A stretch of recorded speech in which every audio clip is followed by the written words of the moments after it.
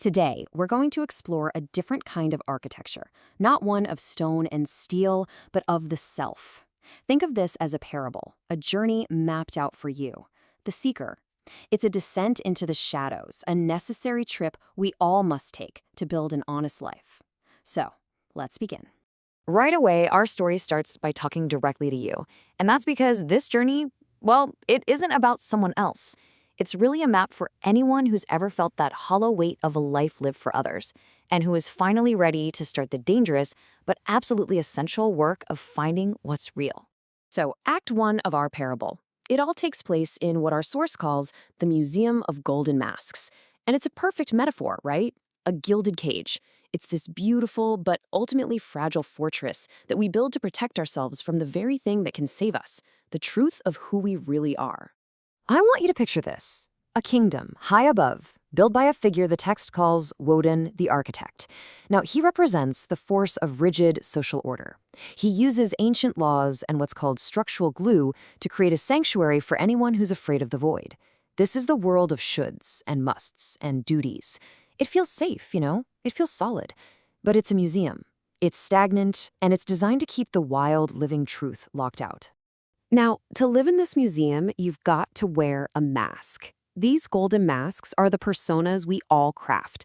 The perfect employee, the flawless parent, the unshakable leader. You know the drill. They're masterpieces of control, and they are designed for one single purpose: to hide the chaotic, messy, and painful abyss of our inner world from everyone. And yeah, most importantly, from ourselves. And this lays out the entire game, the whole conflict of the parable, right here. On one side, you have the golden masks. They represent that rigid Apollonian order, that performative sanity, and a deep, deep fear of the void. And on the other side, the wild lilies. They symbolize an integrated truth, the acceptance of all of life, and the amazing ability to turn that fear into fuel for the dance. The journey we're on is all about moving from that left column over to the right. And so, the real journey begins. See, to find authenticity, you can't just keep building higher walls in the museum. It doesn't work. You have to descend.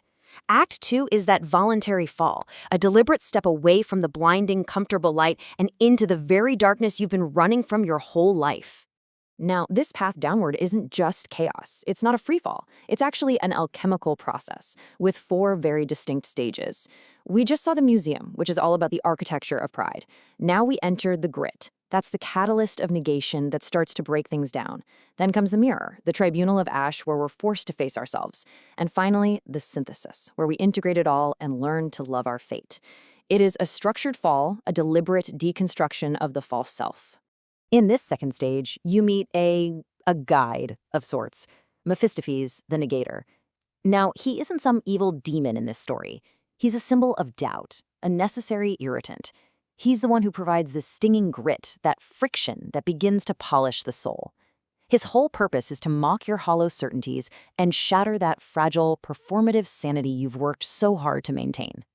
So what is his ultimate purpose? Well, his role is to start a war. A mandatory, internal war. He's the one who reveals the parasite, that shadow self you've ignored, forcing your left hand to finally see what your right hand has been signing. And the key insight here is that this conflict, it isn't a sign of failure. It is an absolute prerequisite for any real transformation. So what is this stinging grit, really? It's basically uncomfortable truth. It's that ignoble knowledge that suddenly reveals the gaping chasm between the virtuous person you pretend to be and the complex, messy truth of who you actually are. This friction, believe it or not, is a kind of mercy, because without it, you just remain trapped in the museum, blind and stagnant forever. Okay, so after the grit has stripped away your vanity, you enter the third stage, the heart of your own wound. The source calls this place the 10,000 hells, but these hells aren't external. They're not some fiery pit. Nope. They are the accumulated weight of a lifetime of unspoken truths, of every single time you chose comfort over courage, every failure to act on what you knew, deep down, was right.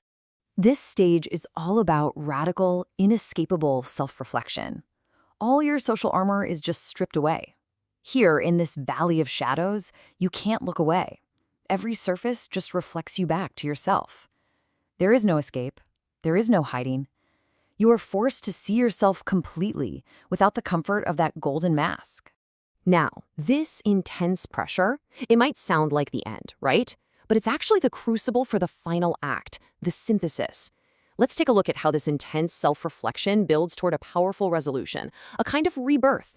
So, you're in the mirror, you're facing those 10,000 hells, all your unspoken truths. The pressure is just immense. The carefully constructed identity you've built, that performative self, is under a weight it was never, ever designed to bear.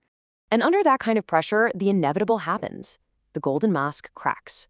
And this is the crucial point. This breaking is not your failure. It is your breakthrough. It is the entire point of the descent. The destruction of that false ego isn't some catastrophe. Our source material frames it so beautifully. It's the only way for the light of true reality to finally enter. The cracks are where the healing begins. It's where integration finally becomes possible. And all this leads to what's called the uncanny synthesis, what the parable calls a mystical marriage. It's that moment where the Apollonian, our rational, ordered side, and the Dionysian, our chaotic, instinctual nature, they finally stop fighting and become one. You reconcile the light of the stars with the stinging spray of the pit inside you. You finally become whole. And this is the alchemy. That stinging grit from stage 2, the pain of your 10,000 failures, it isn't waste. It's refined by the pressure of your honesty into a pearl of revelation. The biggest takeaway here is that your greatest wounds actually become your greatest strengths. They're refined into wisdom, compassion, and an unshakable integrity. And from this integration, something beautiful emerges: the wild lilies. Now, they don't grow in the pristine, sterile museum. No, they bloom in the mud of the abyss you once feared. They are the living symbols of a life that accepts everything, the joy and the sorrow, and learns how to turn the poison of suffering into fuel. This brings the seeker to the ultimate psychological state, amor fati, the love of one's fate. Now, this isn't passive resignation. It's not just shrugging your shoulders. It is an active, joyful hallelujah to your entire story. The triumphs, the failures, the beauty, and the ugliness. It's accepting it all as necessary, as yours. So, at the end of this journey, you are transformed. You stop being a performer, a runaway, fleeing your own shadow. You step back into the role of the architect. But this time, you are not building a museum of pride. You are an architect of meaning, building a life on the bedrock of your integrated, honest self. So the descent is complete. The wager is won. You've traded the comfortable lie for the difficult truth, and you are left with a life that is completely, unflinchingly honest. The final holy question this parable leaves us with is a profound one. Now that you can no longer hide from yourself, what will you build?